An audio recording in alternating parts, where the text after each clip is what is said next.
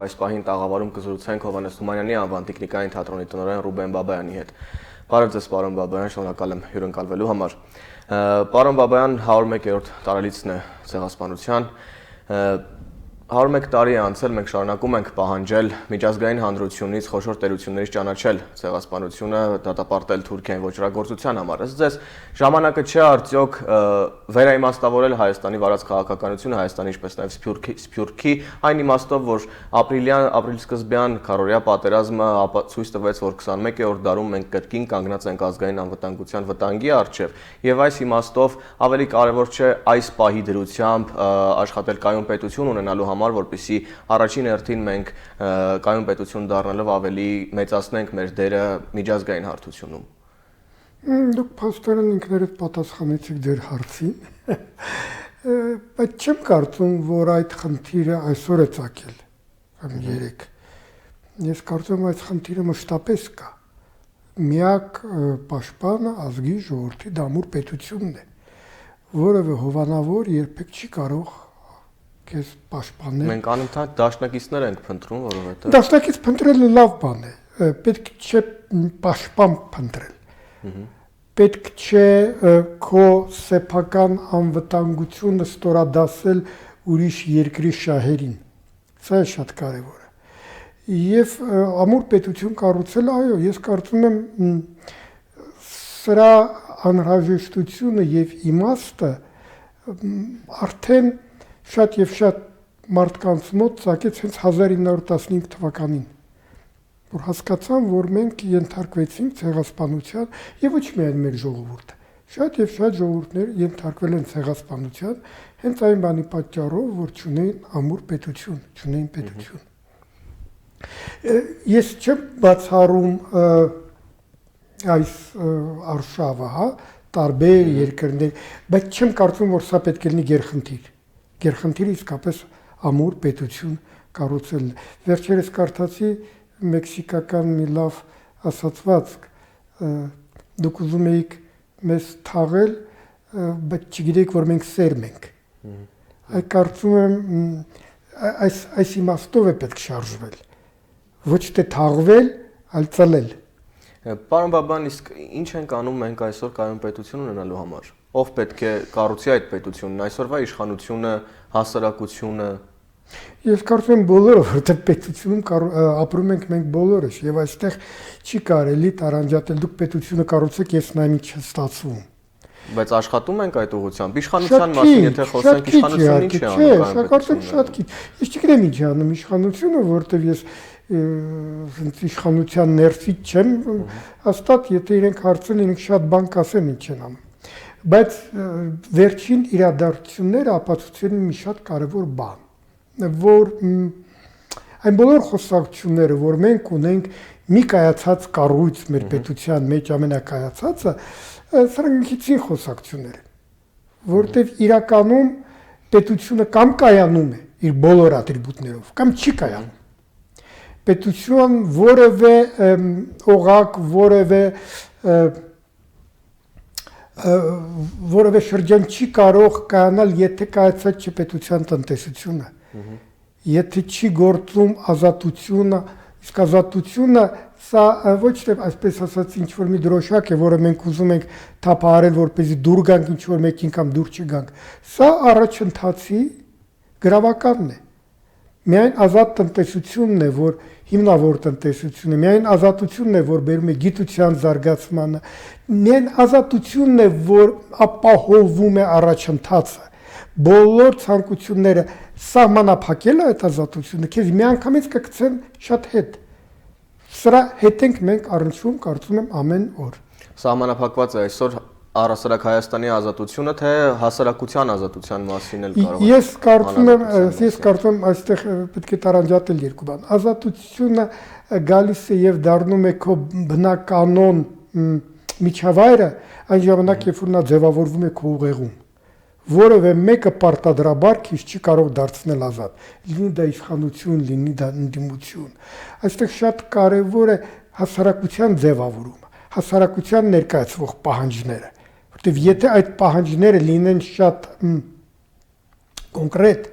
եւ շատ պինդ, որևէ իշխանություն, որևէ ընդդիմություն չի կարող խուսափել։ Մենք հաճախակի փորձում ենք սեփական բեռը դնել մեկ ուրիշի վրա, երբեք այդպես չի ստացվի։ Թող մենք կրենք սեփական բեռը այնքանով, ինչքանով մեր ուժերը դա թույլ են տալիս, եւ այդ ժամանակ կունենանք իրավունք պահանջել, որ մեր դիմացինը եւս կատարի այն, ինչի համար նա կոչված է։ Պարոն Բաբայան, ապրիլի սկզբյան քարորիա պատերազմից հետո սկսեց պատերազմի հենց առաջին օրվանից ու մինչև այսօր խոսվում է նոր որակի պետություն կառուցելու մասին, հասարակության համախմբման մասին։ Մենք տեսանք այդ օրերին, որ հասարակությունն համախմբվեց Սփյուռքից, մեր հայրենակիցները եկան գնացին սահման պաշտպանելու հայրենիքի սահմանները։ Քարորիա պատերազմը ճակերտավոր ասած ավարտվեց, քանի որ մինչ այսօր սահմանին կրակոցները շարունակվում են, դրանք միշտ էլ եղել են։ Հասարակությունը ինչ որակական փոփոխությունների ենթարկվեց քարորիա պատերազմից հետո, ենթարկվեց արդյոք թե ոչ, արդյոք համախմբվեց կայուն պետություն կառուցելու շուրջ, գաղափարի շուրջ թե ոչ ըստ ձեզ։ Կարծում եմ այդ 4 օրը շատ բան ցույց տվեցին։ Եվ իհարկե որոշակի եզրակացություններ եւ դասեր պետք է քաղել։ Նախնական ցույց տվեցին, որ ձևավորված է այդ հասարակությունը եւ եկել է մի սերունդ, որին իմ տարիքի մարդիկ միշտ մեղադրում էին, այսպես ասած, իդեալներ չունենալու մեջ, բարոյականության որոշակի անգամ մեջ, եւ այդ սերունդը ցույց տվեց, որ նա մեզնից լավն է։ Եվ մենք ունենք սովորելու բաներ։ Այդ սերունդը ցույց տվեց, որ նա այն իրական պահանջատերն է, իր երկրի պահանջատերը, շատ կարևոր է սա։ Եվ այդ պահանջատերն է նա իր երկրի եւ իշխանությունից, եւ ընդդիմությունից, եւ ղեկավարությունից։ Եվ կարծում եմ այսօր ես նկատում եմ մի շատ վատ տենդենս փորձել հարցը փակել, այսպես ասած, վայ հայրենասիրական կոչերով։ Նախ եկեք խոստովանենք, որ որևէ հայրենասիրական կոչեր պետք չկան ժողովրդի համախմբման համար։ Այդ 4 օրվա ընթացքում կարծես թե ամեն մեկը ինքը գտավ իր տեղը, իր մասնաբաժինը այդ պաշտպանության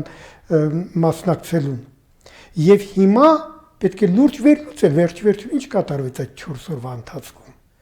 Ինչ ունենք, ինչ ենք ուզում, ինչպես ենք ուզում,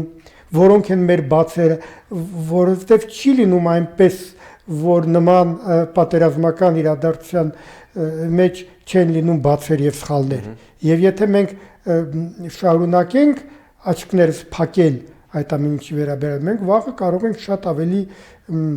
ծանր վիճակի հանդիպել։ Պետք է հասկանալ, որ սա է մեր վիճակը, սա է մեր կյանքը, սրանք են մեր հարևանները, սրանք են մեր շրջապատը, եւ այստեղ եւս կարելի է ապրել երջանիկ կյանքով, զարգացնել բոլոր ուղղությունները, նկատի ունեմ եւ գիտությունը,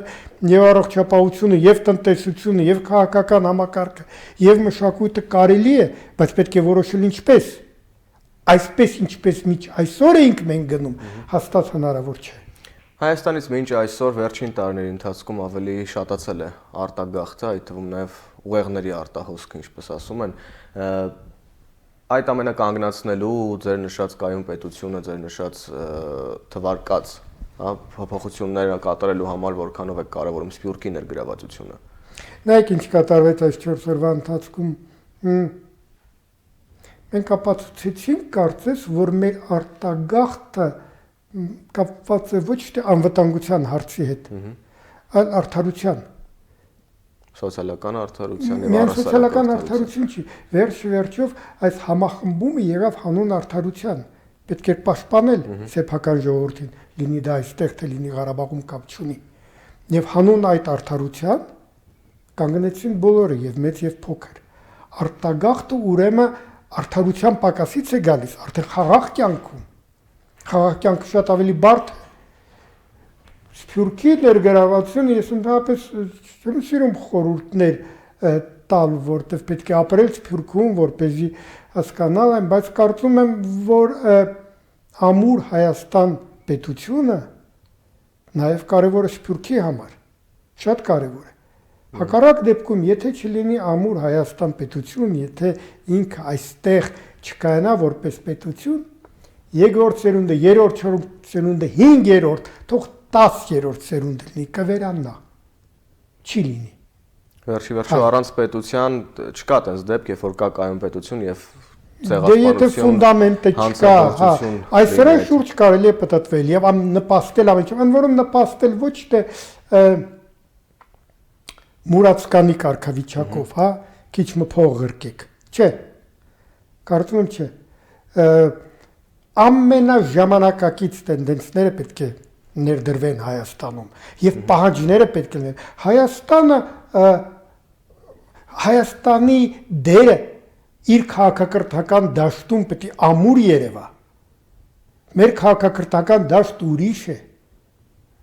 Եվ այս քաղաքակրթական դաշտում մենք պետք է լուծենք մեր բոլոր հարցերը։ Մեր բանակը պետք է լինի ուրիշ իր ամբողջ կառուցվածքով, այլ ոչ թե սովետական միության եւ ռուսական բանակի մնացորդ, որը կարողանում էր պատերազմել միայն մեծագույն զոհերի հաշվին։ Մենք նման շռայլություն մենք չենք կարող ցույց տալ։ Լուծումները երկրի ներսում են։ Միանշանակ դա ֆիքսել եւ արդյոք այսօր շատ են հասարակության տարբեր շերտերում դժգոհությունները իշխանության նկատմամբ կոռուպցիայի մասին է խոսվում այս ամենը կախված է արդյոք հասարակական ընկալումների հետ մենք տեսնում ենք ընտրությունների ժամանակ մարդիկ գնում են շարունակում են հին տարբերակներով քվեարկել ընտրակաշարքներով կամ այլ ճանապարհներով հասարակական ընկալումներում այդ փոփոխությունն ինչպես եք պատկերացնում պետք է խոսել հասարակության հետ Նայեք, դուք ով պետք է խոսի հասարակության հետ։ Ես բոլորս։ Նայեք, դուք օրինակ բերեցիք ընտրություններ, հա, այս վերջին ընտրությունները լավագույն դրա օրինակն են։ Հասարակության մի մեծ զանգված չի ընկալում ընտրությունները որպես իշխանություն ձևավորելու մեխանիզմ։ Դա այդպես էր եղել սովետական տարիներ, մի փոքր 1-2 տարի եղավ, որ կարծես թե ընտրությունները այնպես ընկալվեցին, որ հնարավոր ընտրության միջոցով ձևակերպել իշխանություն եւ վերացավ բայց ամեն ինչ պետք է իմաստ ունի հասարակության մեջ զանգված այդ իմաստը գծավ ընտրությունների մեջ մի օրվա փող աշխատելը ուրեմն հարցը ոչ թե վերաբերվում է նրան թե մենք կհետևենք որ ընտրությունները լինեն ազնիվ, արդար, թափանցիկ, գաղտնի եւ այլն Մենք պետք է ամեն ինչ անել, որ հասարակության մեջ ձևավորվի այդ գաղափարը, որ ընտրությունը իշխանություն ձևավորելու համար է, այլ ոչ թե 10,000 դրամ ստանալու օրվա համար։ Սա է կարևորը, թե չէ մենք կարող ենք միլիոնատ կամերաներ դնել, մենք կարող ենք մատնահետքեր հանել, մենք կարող ենք ցուցակներ գրել, կապ չունի։ Պարզապես նա ով ուզում է ընտրվել, մի քիչ ավելի շատ փող կծախսի, եթե չփոխվի այդ գաղափարը, ընտրությունը ինչի համար է։ Եվ նման բան բոլորը ինչի համար է արդարադատության համակարգը, ինչի համար է ոստիկանությունը, ինչի համար է առողջապահ, ինչի համար է կրթությունը նրա համար է, որպեսզի կրթական օբյեկտներում անցկացվեն ընտրություններ, թե կրթությունը ուրիշ բանի համար։ Փոփոխությունը համակարգային պետք է լինի, որտեղ նույն ձեր նշած կրթական համակարգը, ոստիկանությունը փաստորեն այսօր սպասարկում են իշխանության շահերը եւ այս առումով ընտրությունների միջոցով էլ փաստորեն հասարակության համար մեծ դժվարություն է փոփոխություն մտցնել հա իշխանական համակարգում։ Ես կարծում եմ սա շատ կարեւոր է, որպեսզի մենք ամեն ինչին վերադարձնենք իր բուն իմաստը։ Որտեւ հաճախակի եկեք անկեղծ խոսենք, մենք նկատում ենք նաեւ համապատասխան տենդենս եւ ընդդիմության որոշակի օղակների մեջ, չէ՞։ Մենք կգանք մենք չենք ուզում փոխել, որտեւ եթե մենք գանք իշխանության, մեզ հենց այս տեսակ համակարգը ձեռք է տալիս։ Այս համակարգը ոչ մեկին ձեռք չի տալիս։ Բացարձակապես ոչ մեկին, նույնիսկ նրան, ով ծայրից ծայր օգտվում է, մեծ առումով ձեռք չի տալիս։ Եվ այս իրադարձությունները ապրիլյան եւ հասարակության արձագանքը կարծում եմ լավագույնս ցույց տվեց դա։ Ես կարծում եմ, որ հասարակությունը հիմա սպասողական վիճակում է, բոլոր դեպքերում սպասում է պատասխան, մենք ինչպես ենք շարունակելու մեր կյանքը։ Նույն ձևով, թե ոչ։ Շատ լավ։ Շնորհակալ եմ շատ, պարոն Բաբայան։ Հարգելի հեռուստադիտողներ, հիշեցնեմ, մենք ուղիղ եթերում տաղավարում զրուցում էինք Հովհաննես Թումանյանի անվան տեխնիկային թատրոնի տնօրեն Ռուբեն Բաբայանի հետ։